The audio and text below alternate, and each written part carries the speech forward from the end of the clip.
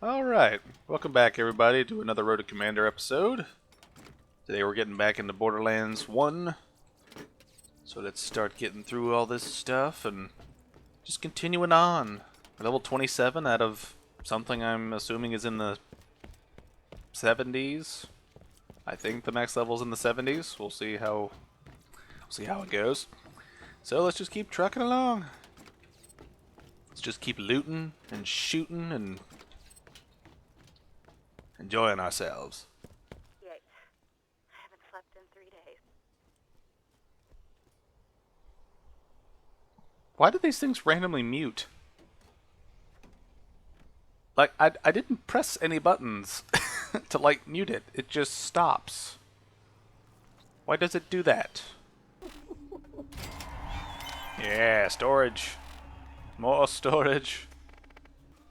Are you leading me to something?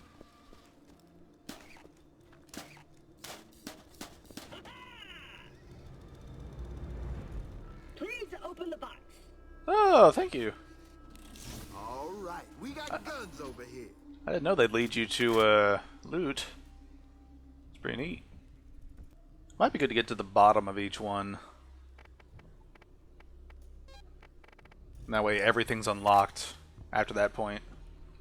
Because once we have everything unlocked, then we can kind of pick and choose whichever ones are most optimal, instead of having to work our way down to something again.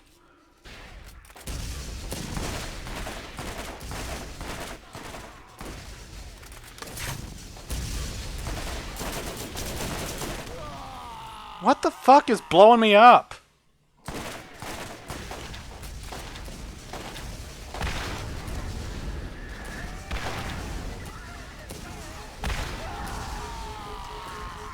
There's some dude just shooting explosive shock shit all over the damn place.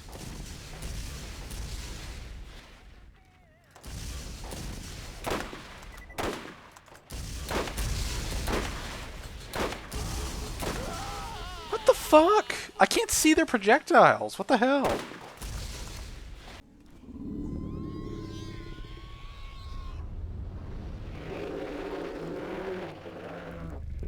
Okay then.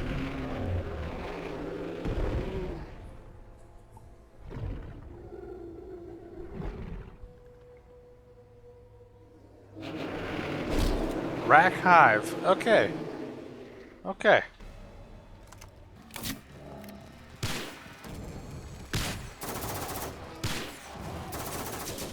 You have a lot of HP.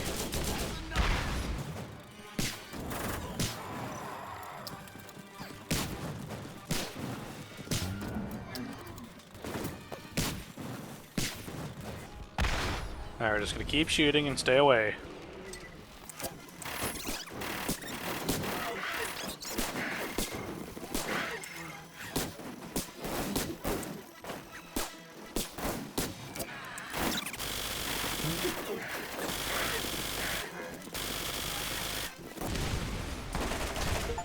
Another notch on my way.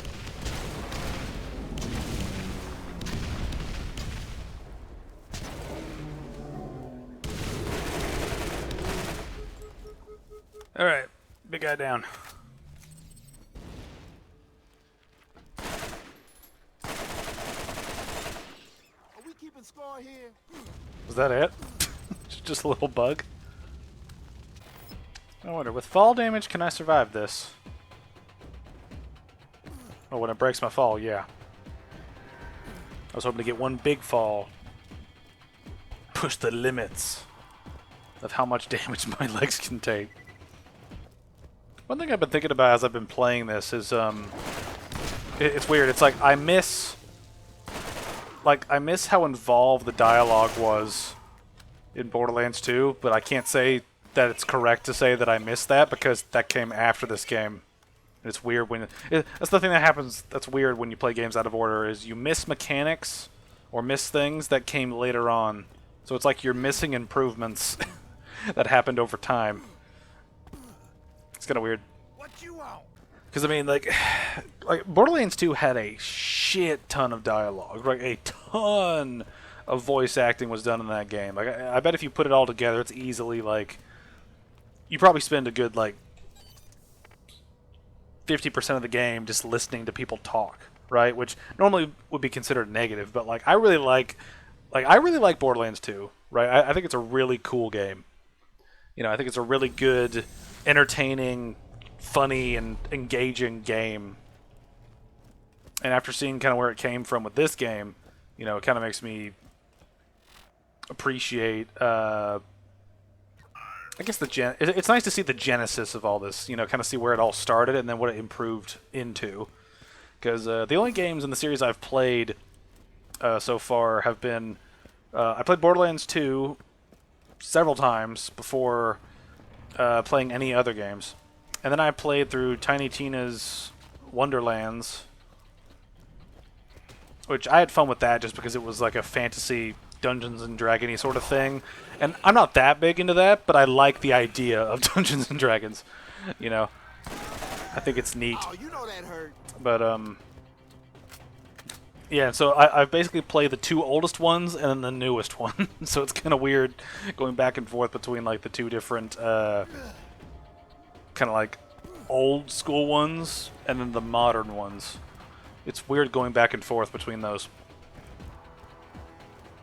There's also a thing, too, where I've not played the pre-sequel or 3, and I heard a lot of people didn't like the story decisions in 3, which I'm looking forward to seeing what happens. Because I'm always interested when people say they don't like the story of a particular thing, because it makes me want to it makes me want to ask questions and experience it myself. But yeah, that's one kind of thing, is I'm really looking forward to getting to Borderlands 2. I'm really looking forward to when we hit that game, just because I like that game a lot. But yeah, that's one thing. The whole thing that brought up this conversation about the dialogue in the different series is like, this game is so barren compared to the second one. You know, or I guess you could say the second one is so stuffed with dialogue that this one seems this one pales in comparison, right? That's the kind of thing that kind of it's just kind of weird to experience. You know, because what I thought Borderlands was a dialogue-heavy comedy, or not comedy, but a very humorous take on a looter-shooter game, right? That's what I thought. And this game retains like very minimalistic aspects of that, or I keep saying, I keep using past tense things for Borderlands 2 when this came before it. I need to stop doing that. But you know, like the whole point of what I'm trying to say is, it's really interesting to see how this game began versus what it evolved into, and then what it's become, kind of over time. I love how he's still dancing. But yeah, I just find it interesting how games change over time. It's one reason why I'm always interested in franchises that change a lot, and that's part of the reason why I like doing commentaries on games and franchises, because it's just interesting to see changes and get some details about why things did change. You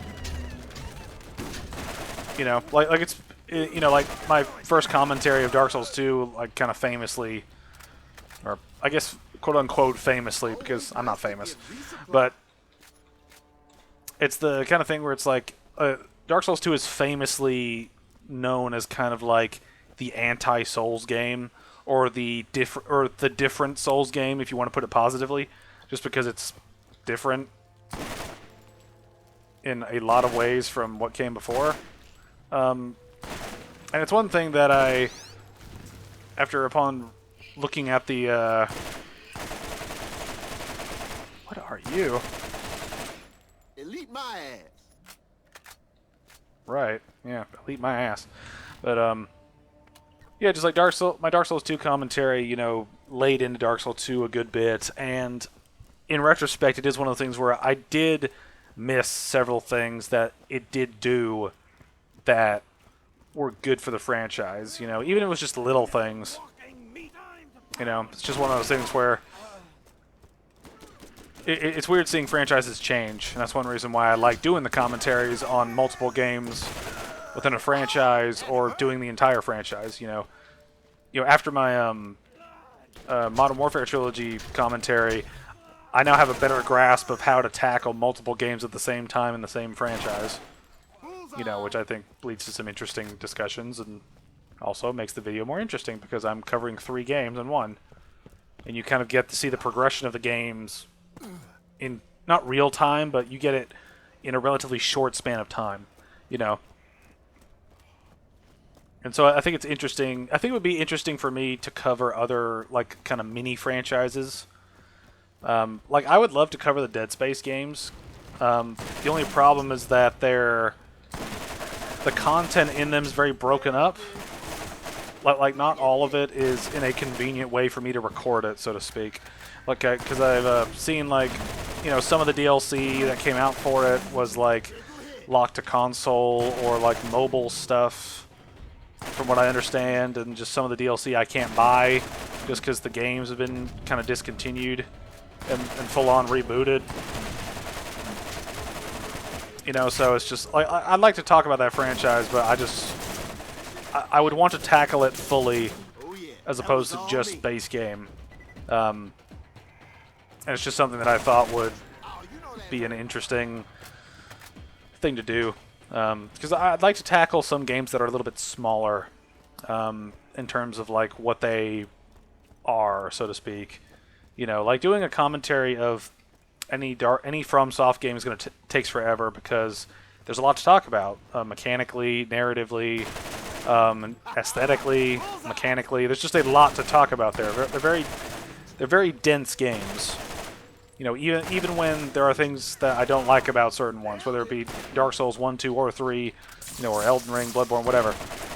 There's a lot to talk about in those games, and it makes for a long commentary.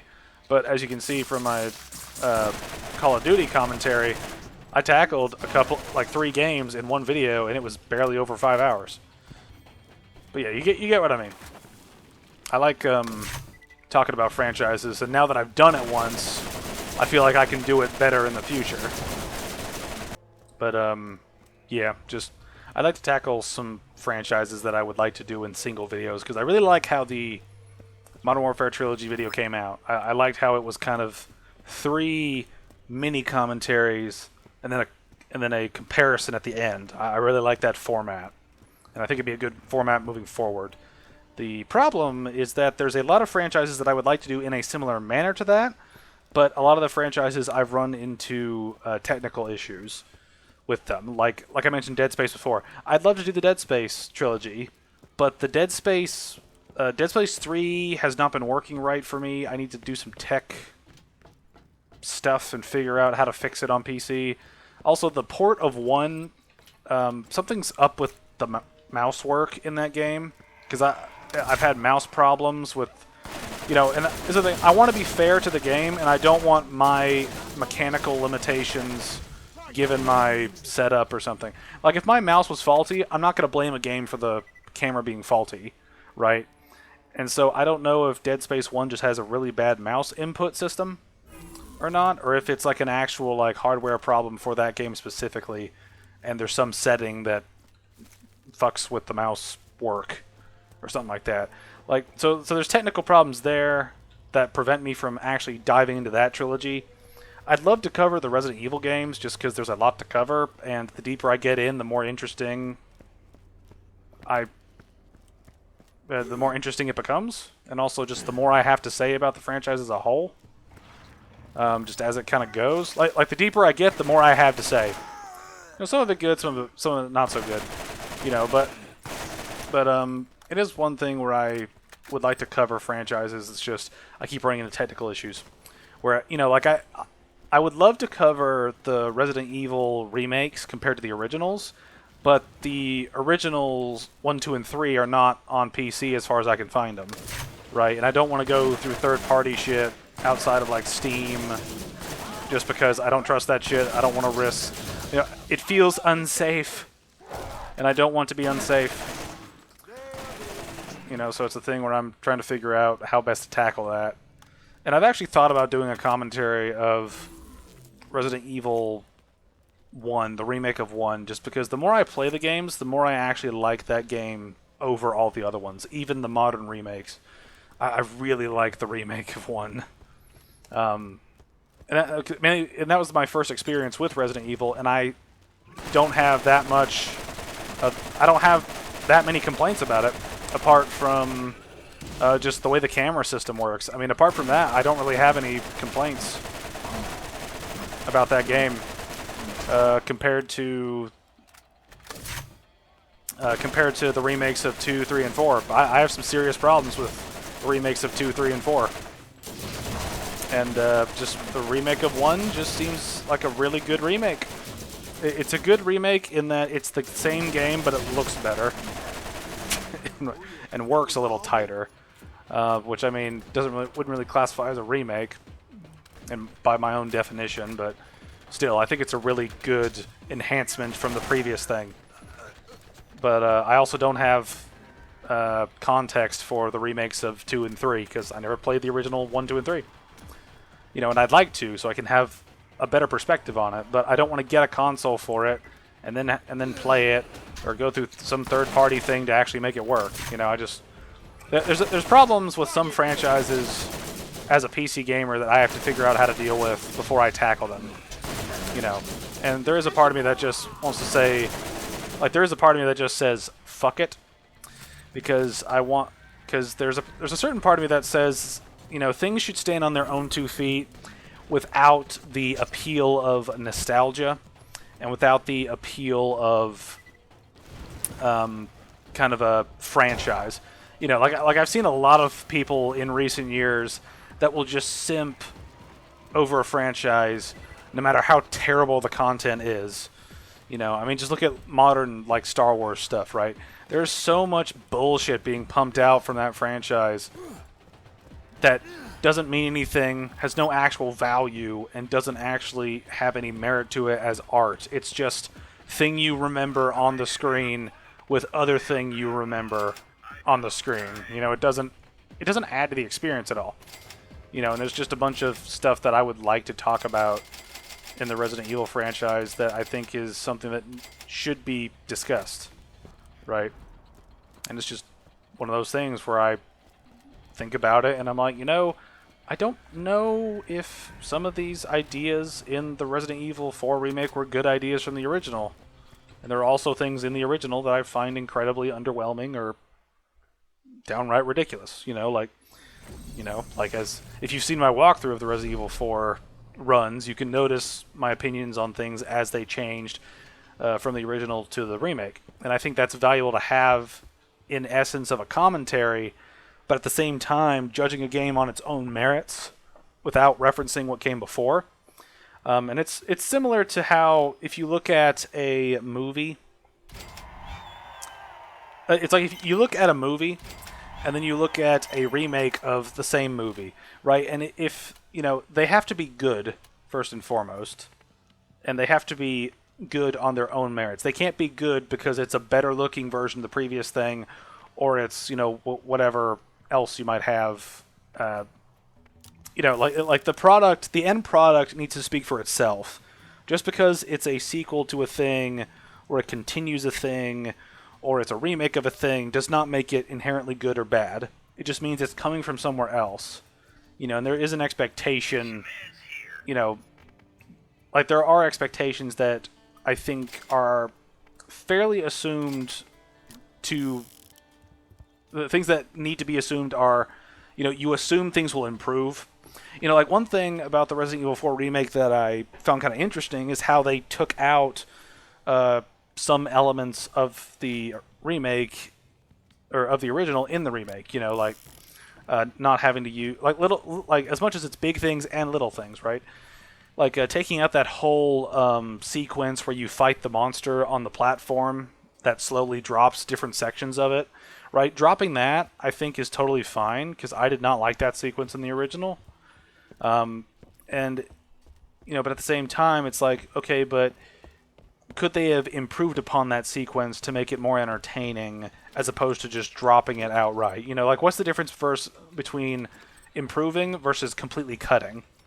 You know, because it's a thing where, and there's one thing too, is like the developers do get a little bit of flack for changing things up from a previous system, right? And you know, like, before people call me a hypocrite, before they start doing it, right? I can hear you in the comments saying, like, but you criticize Dark Souls 2 for all these changes. It's like, yes, I criticized a lot of the Dark Souls 2 changes because they don't blend with the system in place, and that's the ultimate issue, right? If you want to change something as a developer from Game 1 to Game 2, that's totally fine in my book, right? But it needs to marry together with what you're doing, right? And one of my biggest complaints about Dark Souls 2 specifically, in regards to its place as a Souls game, is that it switched so many things up in an unfair manner, right? And it did a lot of things in an unfair manner, you know, and it's one of those things that these Souls games are, they are drastically impacted by, is this fair, right? And this is one reason I had a massive problem with a lot of things in Elden Ring, is because there's so much shit in Elden Ring that's not based on fairness, it's based off of difficulty, right? And that's where I can see a lot of the things that, you know, it's like the thing where you look at the critics' reviews of Demon Souls, Dark Souls 1, 2, 3, Bloodborne, Elden Ring. You know, Dark Souls 2 got the highest critical reviews because it's the quote-unquote hardest, when it's not actually the hardest, it's the simplest in terms of its difficulty. You know, things hit hard. There are many things that hit you. That's basically the extent of the difficulty in Dark Souls 2, right? You can make yourself as overpowered as you want in that game, but the game basically cheats to do it. But once you figure out the way to deal with that system and all the cheats involved, then you get all this other shit, you know, that doesn't actually add to the experience. This has been an interesting outlet for ranting about other things. But, yeah, just like coming back to kind of the Resident Evil point, there are a lot of game franchises that go on for so long that they end up either running out of ideas or completely transforming into something they weren't before. And there is an element of that that I think is necessary, but there's also elements of that that I think are unnecessary and don't actually help the brand. You know, like, I think, you know, like, one big thing about Dead Space 3 that a lot of people complained about is that it wasn't as much a horror game as it was a co-op slasher shooter type of thing, right? Like, it wasn't a Dead Space game as much as kind of a science fiction like action game. And that's a big criticism that you can level at a lot of other games and franchises when they change things drastically for the worse. You know, like Dark Souls 2 is a great example of that, and I know I harp on that game a lot, and I'm sure people are sick of it, but hear me out here.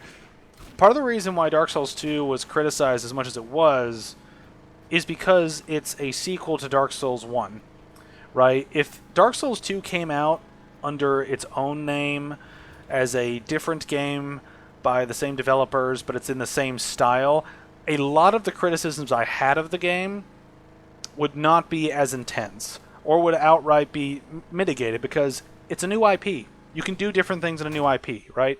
And that's the big thing about Dark Souls 2 that a lot of people seem to miss when responding to people who criticize it, is Dark Souls 2 as a game isn't that bad of a game, but it's a badly made Souls game.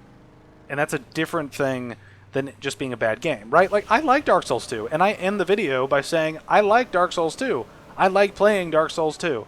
I like, you know, fucking around with all its various crazy systems and stuff. I like Dark Souls 2, okay? I don't hate Dark Souls 2. But there are a lot of things in its development that need to be addressed that are outright changes that should not have been a thing. You know, just changing the way iframes work, tying it to a stat, you know, making a lot of the DLC very samey because it's just filled with tough enemies with high numbers, high health, high damage, and all this other shit, right? Like, you're doing the most boring, you know... I'll let this dialogue play, then I'll get back to my rant. But yeah, like, Dark Souls 2 on its own would have been a pretty good game, all things considered, right?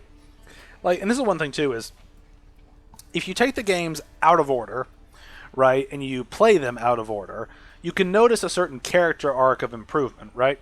Like, if Demon Souls was the first game, right, which it technically is, but if Demon Souls was the first game, and then Dark Souls 2 came out, right, Dark Souls 2 would be much more favorably received, because it's it's further experimentation, and it's different from Demon Souls in enough ways to make it its own unique thing, but it's not ripping off elements of Demon Souls in the process, right? Because it would be like a spiritual successor, right? And if Dark Souls 1 came out after Dark Souls 2, you know, but it would be called something else, right? You know, I think you could, you know, like if you play the games in Demon Souls, then Dark Souls 2, then Dark Souls 1, then Dark Souls 3, I think you could actually see an interesting arc in the series overall, right? Where it feels like it's continuously improving. Part of the problem with Dark Souls 2 is that it does a lot of things that Dark Souls 1 did right, but it does them very badly, right? Like dealing with, you know, enemy encounters. You know, there's a lot of enemy encounters that are just fucked because of really stupid design choices or really bad, you know, creative decisions about where to place enemies, how to place them, how strong they should be, yada, yada, yada.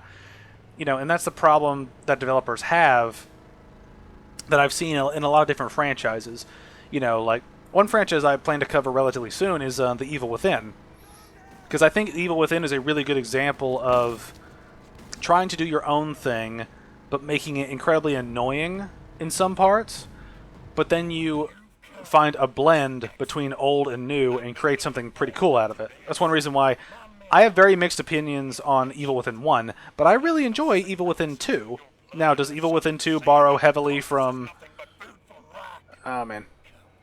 I love how I was complaining about little dialogue earlier, and then they start talking when I'm talking.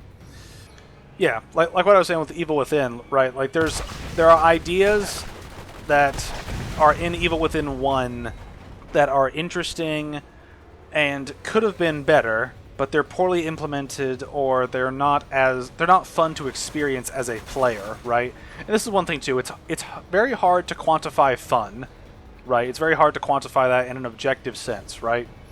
And my opinion on how you quantify fun is, it's basically, does it do something that is entertaining and engaging, right? And does it impact the experience of playing a game, you know, by having something happen a specific way, right? Like, take Evil Within, for example. Part of the reason I really dislike some parts of that game is because of the insta-kill aspect of the game. You know, when you have death in a horror game, it adversely affects the horror of the game, because you have been taking out of the moment the creature or monster or enemy has killed you, and now you have to redo a sequence. So the terror is lessened because you've died and reset, right? And this is one thing that I think a couple games do very well. You know, Amnesia: The Dark Descent is kind of famous for, you know, maintaining a certain aspect of horror throughout it, while also not being ridiculously difficult. You know, and that's something to be kept in mind, you know, is when making horror games or actually when making any game for that matter, are you taking what the franchise did and are you making it useful in a unique way?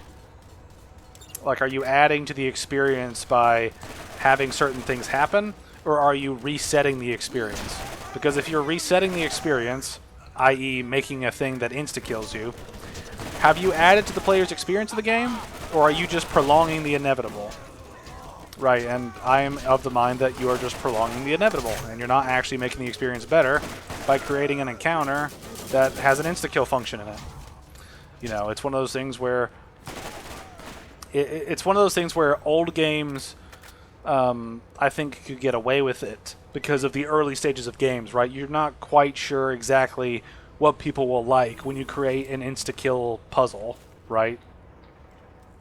You know, but in 2014, when Evil Within came out, you had YouTube had been around for several years, almost a decade at that point. Internet in general had been around even longer. What the fuck? Who shot that shotgun explosion thing? Oh well, whatever.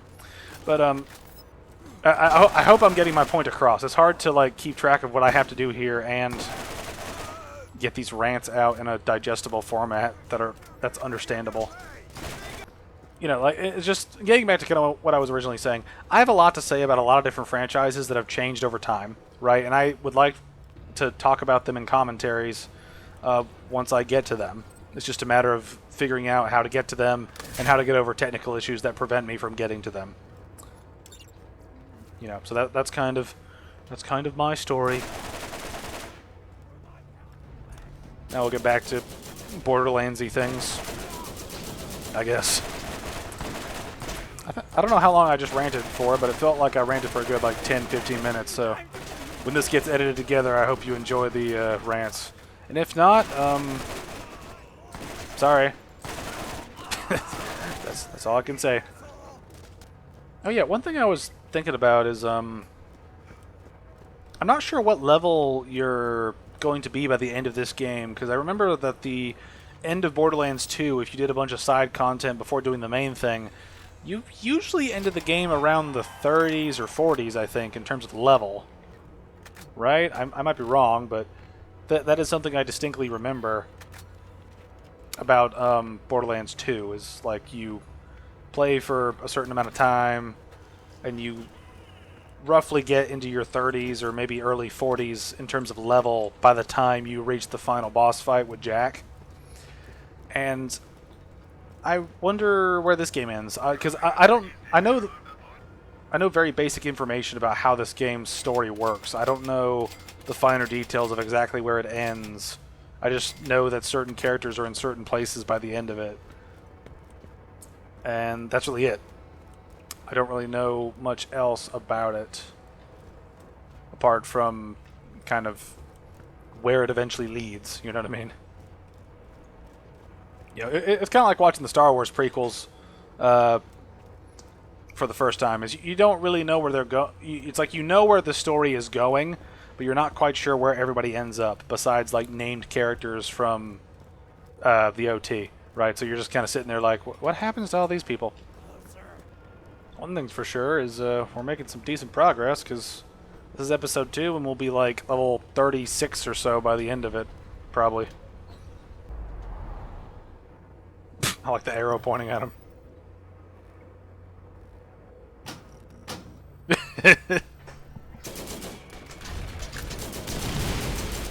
Shit.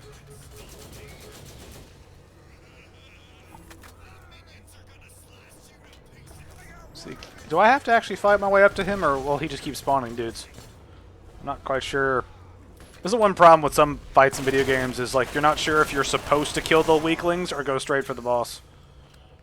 And sometimes sometimes you get the wrong message and end up wasting time, or you do shit that you don't need to do and waste resources. There we go.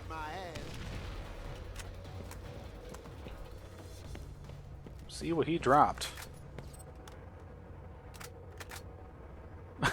Beyond groovy. Oh, there's a big arena down there. Let's go see what boss we fight. Hey! Monster kill! Yes, please. Holy shit. Another one bites the dust. Alright. What does that say? If anybody knows binary code or whatever, tell me what that means in the comments, because I would love to know. Probably means this guy was a master of shit. Or something like that. Oh, this thing has infinite ammo. That's neat. Rescued enough claptraps to earn 42 inventory slots. Does that mean that I've reached the max? I imagine they have to have max somewhere. Are you leading me to loot? Flipping off with a turret used to be. And open! Thank you, Claptrap.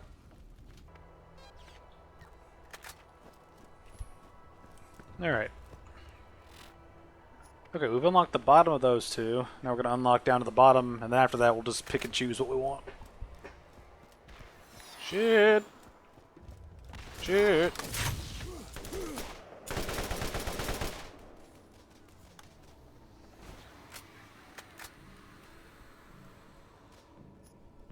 Oh, nice. Literally fell from heaven. Go inside.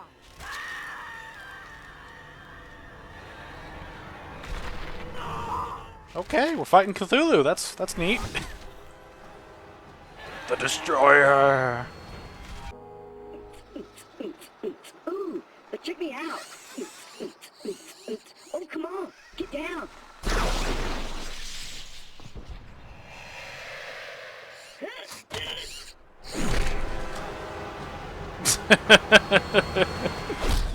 What was that about? Oh man. Hey, loot. Alright, with the base game done, I'm not quite sure. I'm not quite sure how the DLC works, because I imagine it's like the second game, where you just go to an area and then a quest starts? Maybe? I'm not sure. As much as I like the Iridian gun and thought it was neat, just having to wait for it to reload is just not worth it, in my opinion. You know, like, if its clip was bigger, that might be different. Like, if it had, like, I don't even know. Just, like, if it could shoot more than, like, 5 times before you had to sit there and wait for it to recharge, I think it'd be more valuable. Like, have it have a big clip that recharges very slowly over time. Like, you get one big clip that has, like, 50 shots in it. But then after that, you have to wait, like, a second per shot or something like that. I'm not quite sure...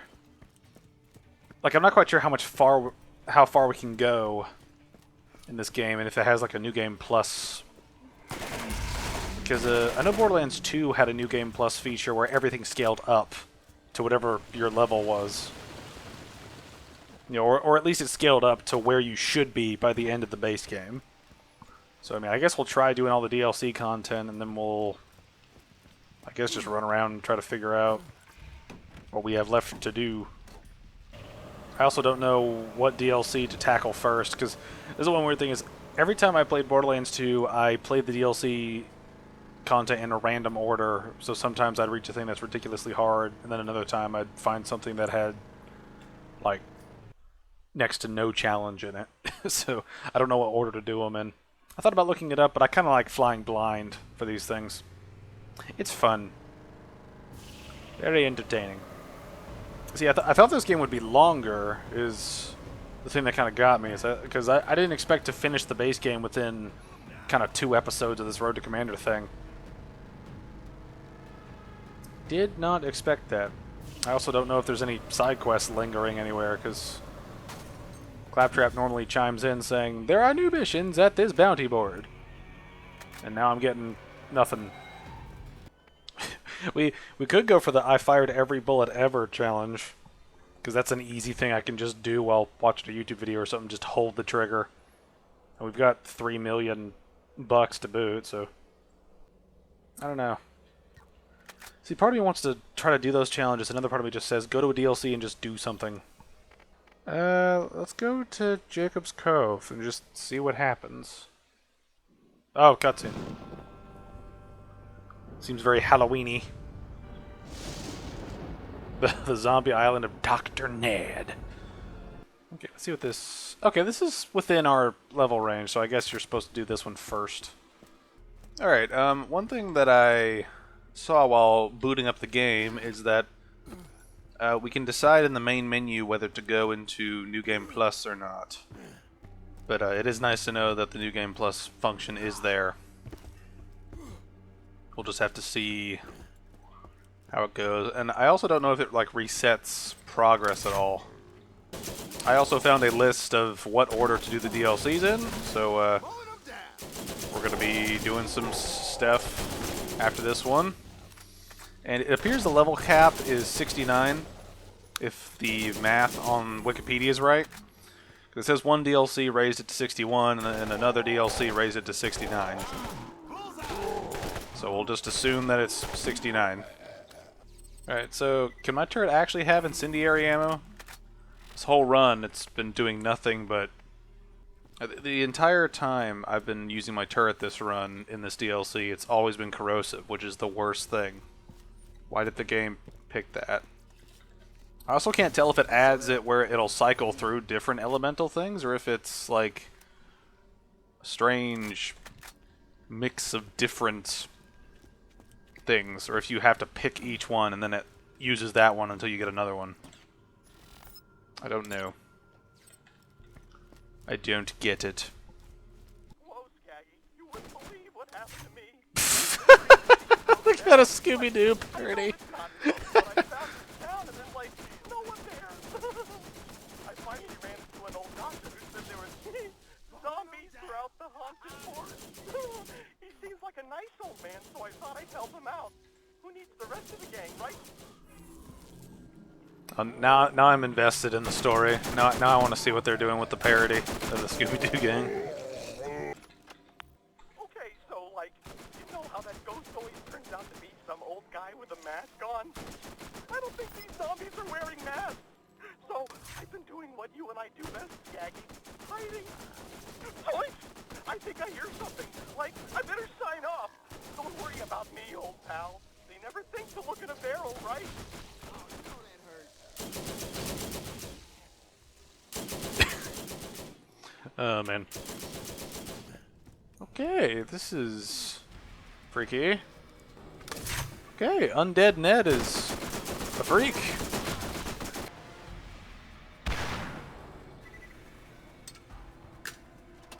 I will take what I can get. Alright, so I've got that one mission left, and I think that's about it for this DLC. I heard the final DLC of the game's pretty large in terms of like quests. Like I read there was like 21 quests in there. So I'm thinking the last DLC might be a good little boost before we go into New Game Plus. Right now I'm thinking that after all the DLCs, we might get up to 50 or so, I'm thinking. Because this DLC got us up, I think, like 4 or 5 levels.